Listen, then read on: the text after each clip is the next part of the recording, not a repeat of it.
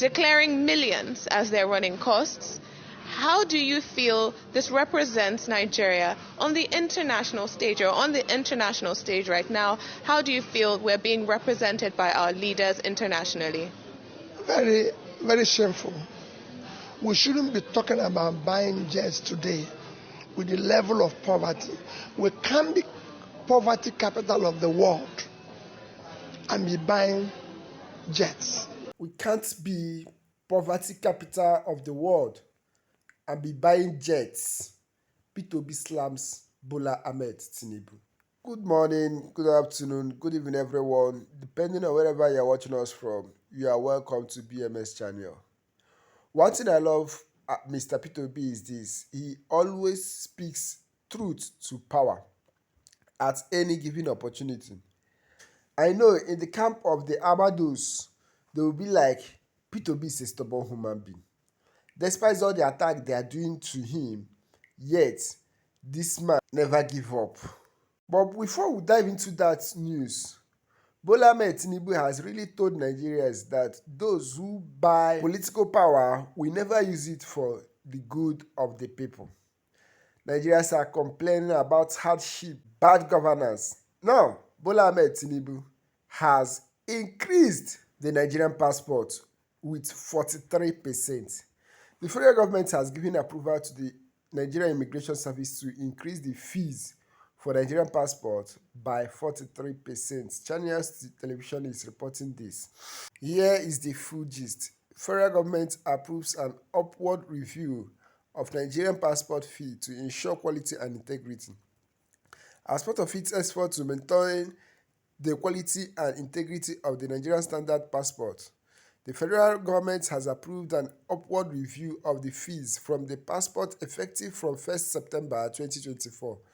Based on the review, 32-page passport booklet with 5 years validity, previously charged as 35,000 naira, will now be 50,000 naira only, while 64 pages passport that was 70,000 naira will be 100,000 naira only. However, the fees remain unchanged in diaspora.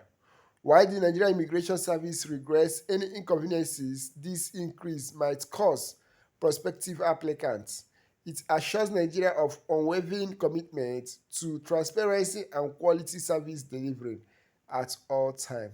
Signed, DCI KT Udo, Service Public Relations Officer, Service Headquarters, Abuja.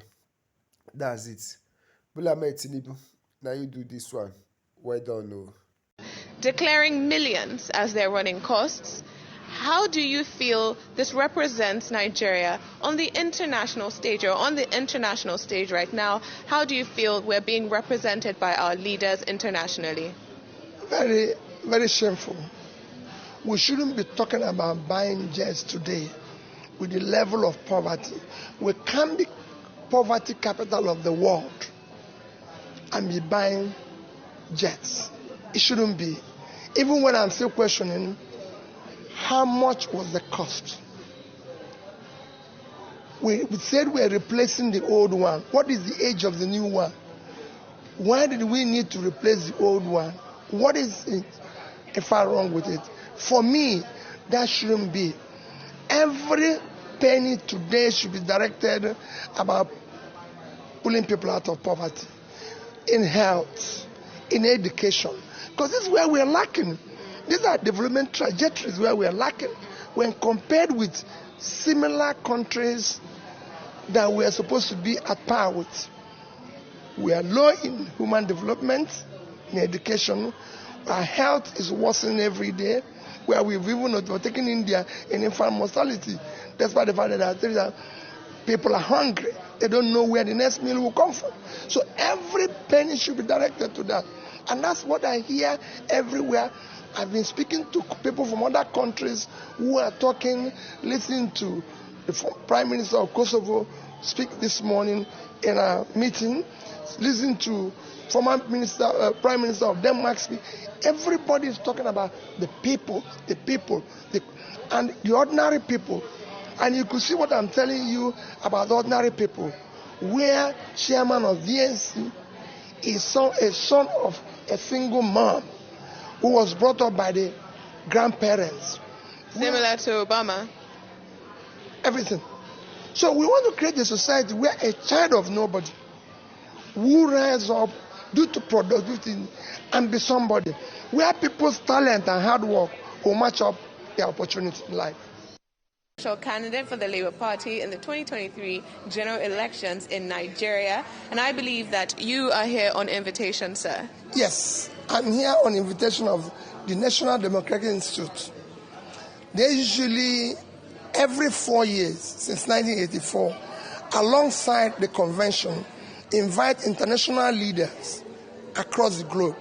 Like this year, they invited from 91 countries, including Nigeria, which they invited a number of us. I saw Professor Sibanjo here, and I'm here to just discuss issues of democracy and good governance, which has been wonderful. I've listened to people across everything, starting from the chairman, Senator Dashel, and this morning we had a discussion with the chair, DNC chair, and the former chair. Now, when we are speaking about the DNC this year, we must talk about President Joe Biden stepping down and saying that his Vice President, Kamala Harris, should run and should get the ticket. Could a kid with a stutter and modest beginnings in Scranton, Pennsylvania and Claymont, Delaware, grow up to sit behind the resolute desk in the Oval Office?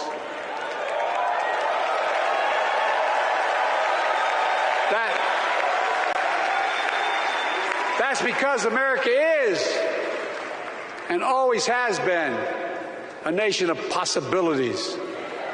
Possibilities. We must never lose that. Never.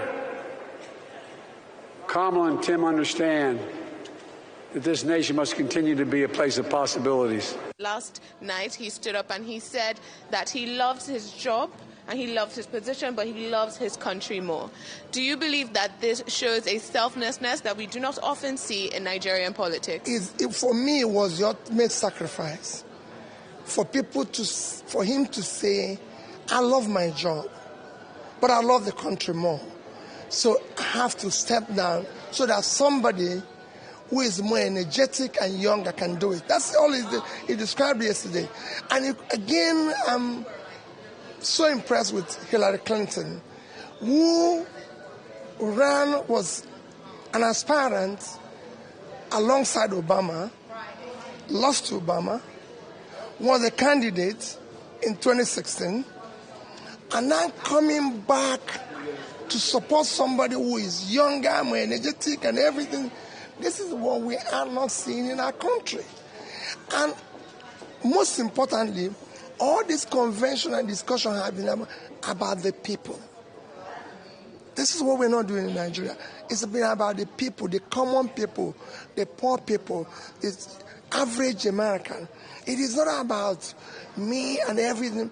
And when you look at the people who are all involved, I was, listening and talking with the chair of DNC, Jamie Harrison, who is just somebody who was born in the 70s and from a single mom, being raised by the grandparents. You could see a background that is ordinary, becoming something and being part of it. Government, with every expenditure, must be to the people. And how do you feel about the current state of our nation? Well, it is for people to see it where we are today and what is happening to us. And that's why I said, when you listen to people here, it is not about doing this or doing that. It's about cutting costs and pushing it to the people. When Biden was giving his testimony yesterday, he spoke a lot about issues of health, issues of how he has brought the cost down for the common person. I don't want to compare Nigeria and America. I've always done that. I want to compare us with other countries like Indonesia, where you have today over 90% insurance covering poor people. You look at Vietnam, where you have over 80% insurance covering the poor in health. These are critical, where you have literacy of over 90%, literacy in Indonesia, over 90% in Vietnam, covering the people. This is what is important. So when I listen to people in America, I compare with other developing countries and see we need to do something very quickly, especially about the poor, pulling people out of poverty, dealing with the issues of the poor people in the north, the downtrodden, those who don't know where the next meal will come from.